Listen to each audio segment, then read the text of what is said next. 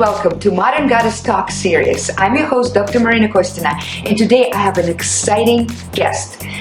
Very famous lady in Chicago area and in the world, Lisa La Boriqua. Lisa is known for so many incredible things. She built the whole empire of Latin music and dancing here in Chicago, and now she's she started a new empire in mortgage business. And you mix dancing and financing? I sure do. How does it work? Oh, it's so much fun. So when you think about buying a house or doing something, such a big decision like that, it's probably the biggest financial decision of your life. Mm-hmm. And what I did before is step by step, I helped people dance. I taught them how to dance. We had a lot of fun. When is a good time to do it? There's a lot of fears. There's a lot of myths. And when I think about how to really enjoy life, Lisa is one of the first people who comes to mind. She always has this smile. I know Lisa for over 15 years, okay? She always has this smile, this amazing enthusiasm and energy, this beautiful red wild hair flowing, and the most contagious laugh, okay? Here goes the laugh. Here goes the laugh. There it goes. How do you do this? Wow, good question. You know, I just wake up.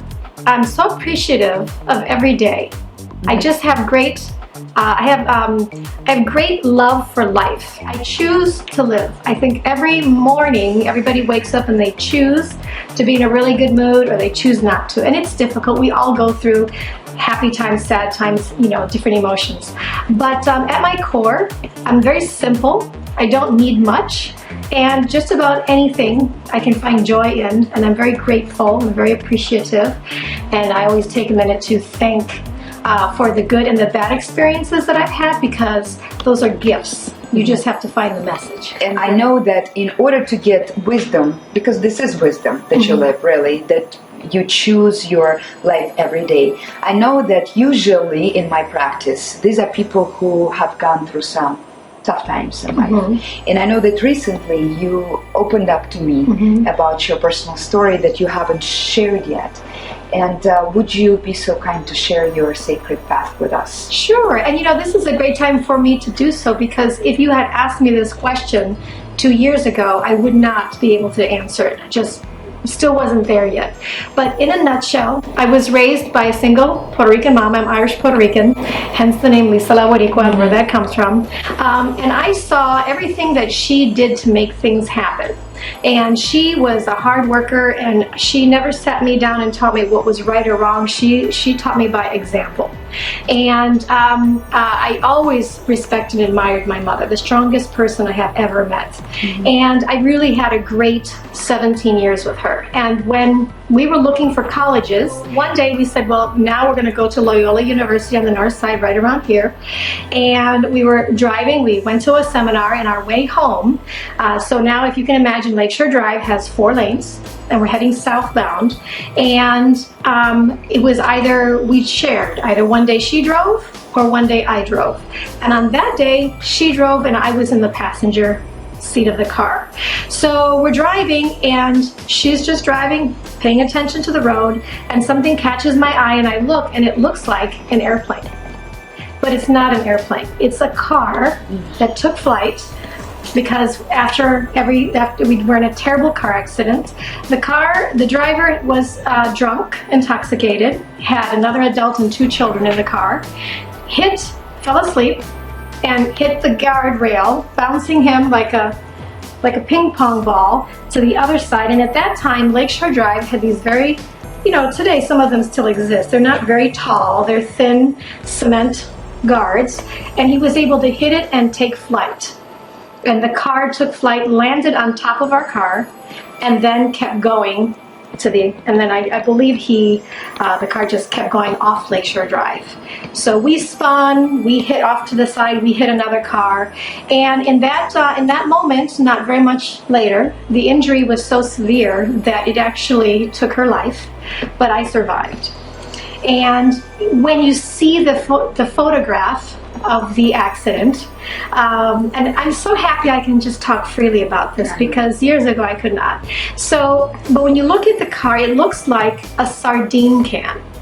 It looks like the only way they actually were able to take her body out is they have these amazing, I don't know what you call them, mechanical devices that cut the car out, lifted the top of the car to be able to get her out of the car.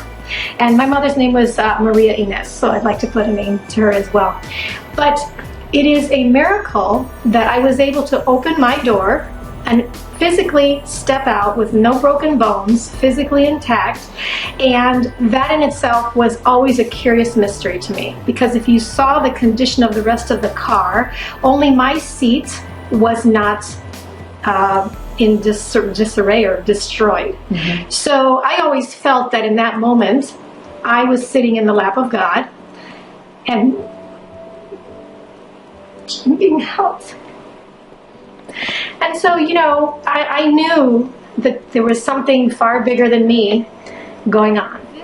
Threw me from a 17-year-old within minutes into the age of somebody who was like 40 years old in responsibilities. Yes. So overnight, here I am in my last year of high school, and I have to graduate myself. I had to sell my home. We had no more car. It was gone, and I felt, I cannot say that it is the same, but when you hear stories of people that lose their homes to a fire, or they lose everything that they have, or they're in some kind of terrible hurricane or something like that, and they lose everything, that's how I felt. Like I had lost every physical possession and my family. But this evolved into court cases, working with, I had an attorney, I had a realtor to sell my home, the house was used to pay the bills. Very serious life situations for somebody who was just turning 18 years old. Mm-hmm. I arranged the burial of my mother, flew her to Puerto Rico, and there's a lot on my shoulders. Plus, I kept going to school, and I didn't want any special favors. My mother was a very strong lady, and at her wake, one of her friends came up to me and she says, you know, your mom was like a turtle. And for a minute I was really upset because I think a turtle is an ugly animal. And I said, how do you figure my mom was like a turtle? And she said, well, she was really hard on the outside, but if you flip a turtle over, it's really soft. My underlying purpose is that I choose to live. So when you say, how am I so happy? Well, I know clearly that on November 11th, in that 1 year, I shouldn't have made it. Nobody in that automobile should have made it. And I'm here. So I felt, well, if you're going to keep me here, then there is a higher purpose for me. And we all, you and me, we all have a God-given gift. Whether you believe in God or that's your faith or whatever it is, there's a gift. And there are whispers that we all have. And we either already know it and we're listening, or we're trying to listen. And then I believe we are meant to give it and share it with others. Mm-hmm. We're not here for what's in it for me today. God has given these gifts to us, plus the things that go wrong in our life as ways to get us to the next level. I never wanted somebody to give me something because they felt bad for me. I didn't want them to give me something because I was Hispanic, Latino, female, my age, my color. I never got involved in any of those topics. You hire me or you give me work because I am good at what I do. You can always give yourself excuses is what I'm trying to say. We cannot waste our time here. So I just started to say, well, let me ask before I go, what do I want to do before I go? If money were no issue, what would I want to do? And I started to say, well, I want to go on my bicycle today. I want to go visit my cousin today. I want to eat this today. I want to, and so those were my underlying motivations, far bigger than having a business or an empire or making money. And then I believe we are meant to give it and share it with others. We're not here for what's in it for me today. How can people find you? So. Sure, just give me a call. Okay, Give me a call, 312-296-7882. And my biggest wish is that also somebody call me to ask, how can I go to their community, their school, their church, their organization, whatever, and just do a free class on the ABCs of good credit, bad credit, deep questions on how to do this, and just let me come for free. Okay. And if you're ready, great. And if you're not, you get some really good information.